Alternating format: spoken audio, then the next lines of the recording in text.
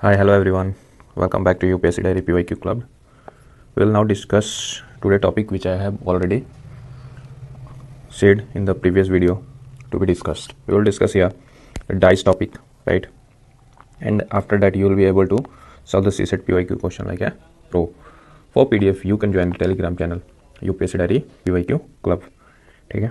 And if you need to search the YouTube channel, you can visit at @UPSC Diary Vinay, and you'll get access to the current channel. This is our logo for the YouTube channel, right?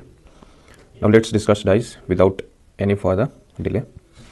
The first thing is कि you know about dice, ठीक है? It has 6 faces,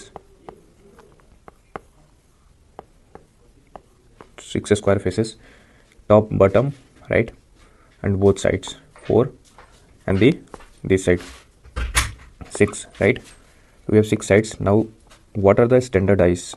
If we have a standard dice, we will automatically assume that जो number है वो 1 to 6 के बीच में लाई करेगा. आप सभी ने जो है लूडो खेला होगा, ठीक है? और वहाँ पे जो डाइस होती है आपको पता है कि 1 to 6 नंबर के बीच में होता है, जो स्टैंडर्ड डाइस का कैटेगरी में आता है, ठीक है? उसका एक स्टैंडर्ड चीज़ है कि 1 के अपोजिट में हमेशा 6 रहेगा और दोनों का सम 7. तो जो भी स्टैंडर्ड डाइस होगा उसके अपोजिट डिजिट का सम हमेशा 7 रहेगा, ये ध्यान रखना है. फिर क्या होगा, उसे 2 के अपोजिट में कौन सा होगा, 5 होगा. 3 का कौन सा होगा, 4 होगा. तो आप इजीली स्टैंडर्ड डाइस के अपोजिट वाले साइज को इजी समझ सकते हैं, ठीक है? नेक्स्ट एक नॉन स्टैंडर्ड डाइस होता है, उसका कोई भी प्रॉपर पैटर्न और स्ट्रक्चर नहीं होता है. तो आप डायरेक्ट वहाँ से नहीं कह सकते हो कि 1 के अपोजिट 6 होगा और 5 के अपोजिट 2 होगा, ठीक है? वो सिर्फ स्टैंडर्ड डाइस के लिए है. नाउ हमें 3 इसमें रूल्स सीखने हैं, रूल 1, रूल 2 एंड रूल 3, ठीक है?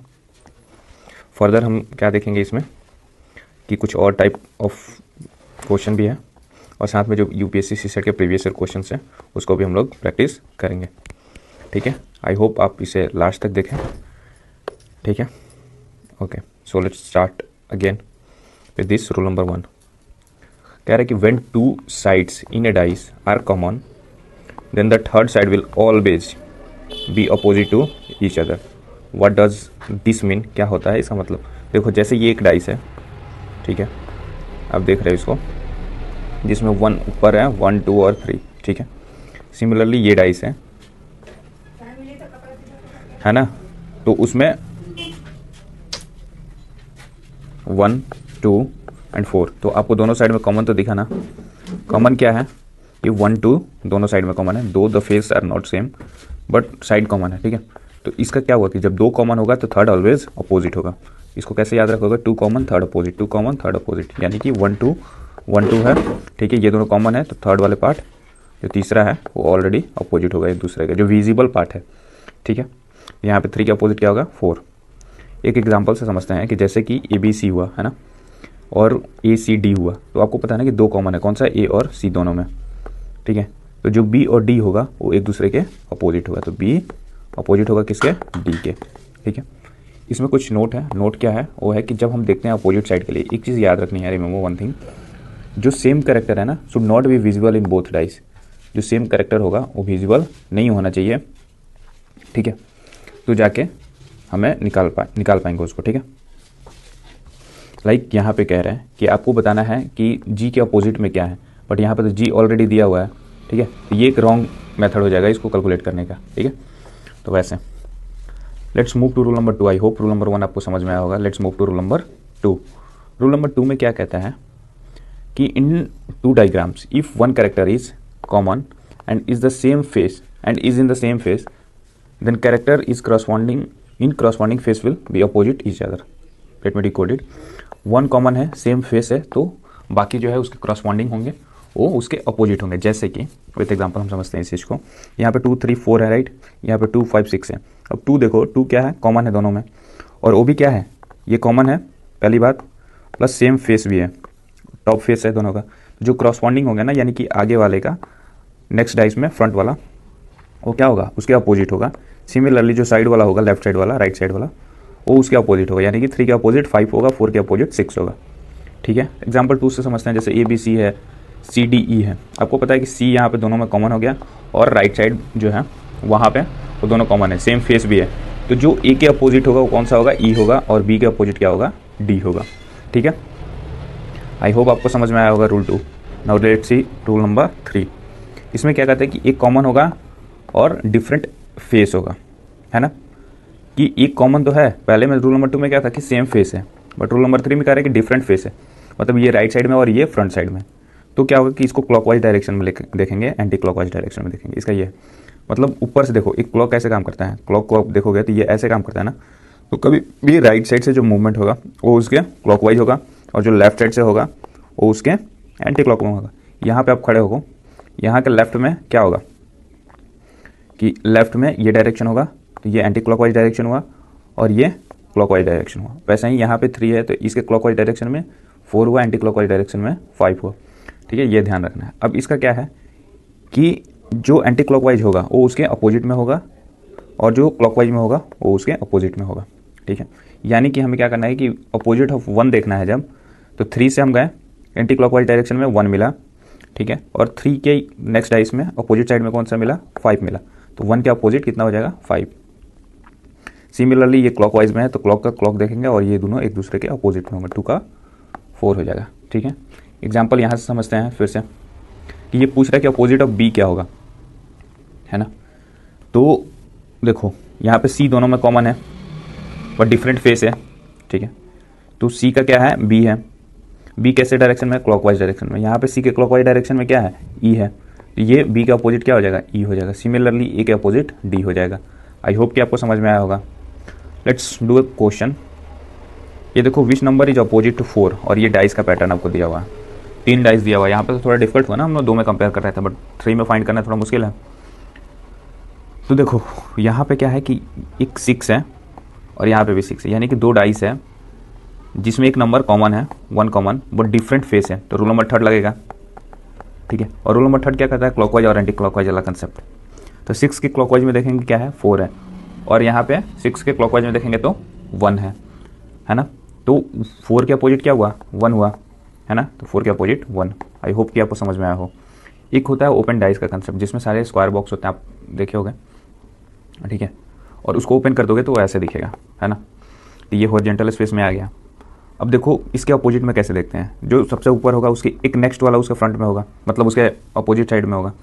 तो जो भी नंबर होगा उसको छोड़ दोगे आप एक, तो नेक्स्ट वाला उसके अपोजिट साइड होगा। ठीक है, तो बैक का फ्रंट हो जाएगा, टॉप का बॉटम हो जाएगा, एक लेफ्ट करके, लेफ्ट का राइट हो जाएगा, जो भी है लेफ्ट राइट। ठीक है, तो एक छोड़ दिया ना बीच में, तो ऐसा होता है, तभी जाके अपोजिट होगा, है ना, वही लिखा हुआ है यहाँ पे। नाउ हम प्रीवियस ईयर क्वेश्चन देखते हैं अब यूपीएससी सी सेट का, पीवाईक्यू किसका, सी सेट का। आई होप कि आपको समझ में आया होगा। इसको आप खुद से ट्राई करो and do let me know in the comment section कि आपके आंसर क्या आ रहे हैं। देखो यहाँ पे मैं सॉल्व कर रहा हूँ, कह रहा है कि क्यूब है 6 number marked 1 to 6 on its faces, 3 views of the cube are shown below. आपको ये दिखा हुआ है, which possible number can exist on the 2 face marked A and B respectively on the cube. मतलब ए और B पे पूछ रहा है कि क्या होगा। अब आपको देखना है कि यहाँ से देखो, आपको पता है कि रोल नंबर यहाँ पे 2 लगाओ, क्या कह रहा है कि 1 कॉमन और सेम फेस, तो करस्पॉन्डिंग साइड क्या होगा, उसके अपोजिट होगा। ठीक है, तो मैंने ये चीज़ देखा कि 3 जो है सेम फेस पे है और कॉमन भी है। ठीक है, तो 1 के अपोजिट में उसके हिसाब से क्या होगा, 1 के अपोजिट में क्या आ जाएगा 5, और 2 के अपोजिट में क्या आ जाएगा 6। ठीक है, अब हमें दिखाना क्या है कि हमें 5 चाहिए, मतलब 5 दिया हुआ है, इसके एडजेसेंट वाली साइड में क्या होगा। अब हमें ये तो पता चल गया ना इससे कि 1 के अपोजिट में, 5 के अपोजिट में क्या होगा, 1 होगा, इसके एडजेसेंट में नहीं होगा, इसके अपोजिट में होगा, राइट। तो यहाँ पे देखो, अब जब 5 के अपोजिट होगा तो ये 1 तो नहीं होगा ना अपोजिट से, एडजेसेंट में कट गया, और 5 के अपोजिट में क्या आ गया, 5 के एडजेसेंट में ए और बी का वैल्यू 2, 3 आ गया। ठीक है, next on a similar line ये है 2018 में यूपीएससी सी सेट में पूछा हुआ था, तो इसको देखते हैं। इसमें कह रहा है कि which is the symbol, what is the symbol on the face opposite to that containing a single dot, यानी कि सिंगल डॉट के अपोजिट साइड में क्या होगा, राइट। अब सिंगल डॉट के अपोजिट में पूछा है तो हम ऐसा लेते हैं जहाँ पे हमें थिंग्स ईजी हो डिकोड करना। अब देखो फर्स्ट और थर्ड के बीच में लो, ये क्या कह रहा है कि फर्स्ट दोनों सेम है, रूल नंबर 2 देखो ध्यान करो, उसमें क्या बोला है कि सेम फेस हो और सेम नंबर हो, तो यहाँ पे क्या होता है, करस्पॉन्डिंग अपोजिट होते हैं। तो ये करस्पॉन्डिंग अपोजिट होगा, 1 के अपोजिट 3, तो 3 डॉट इसका आंसर हो जाएगा। ठीक है, next, what is the symbol on the face opposite to that containing 2 dots. 2 dots के अपोजिट क्या होगा, राइट। अब देखो 2 डॉट्स के अपोजिट कैसे होता है, यहाँ पे देखो, यहाँ पे ये 3 है, ये 3 है, रूल नंबर 3 याद करो क्लॉकवाइज एंटी क्लॉकवाइज वाला कंसेप्ट। ठीक है, इसमें क्या दिख रहा है कि 3 के क्लॉकवाइज में क्या है, 2 है, और यहाँ पे 3 के क्लॉकवाइज में क्या है, सिंगल लाइन है।